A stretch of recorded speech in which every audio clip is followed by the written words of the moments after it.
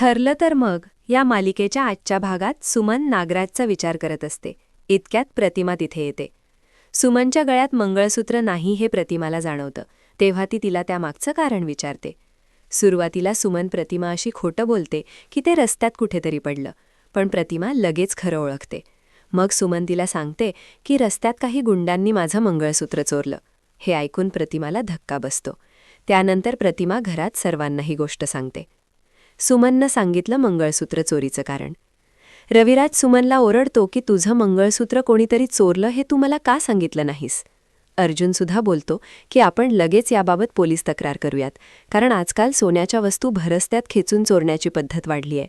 पण सुमन बोलते की तसं नको करूयात, कारण जर आपण पोलीस कंप्लेंट केली तर मला पोलिसांना खरं काय ते सांगावं लागेल.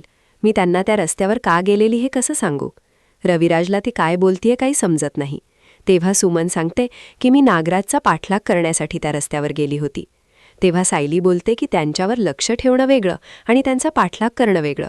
तुम्ही एवढी मोठी जोखीम का उचलली. यामुळे तुमच्या जीवाला धोका असू शकतो. काहीही झालं तरी तुम्ही आता असं करणार नाही.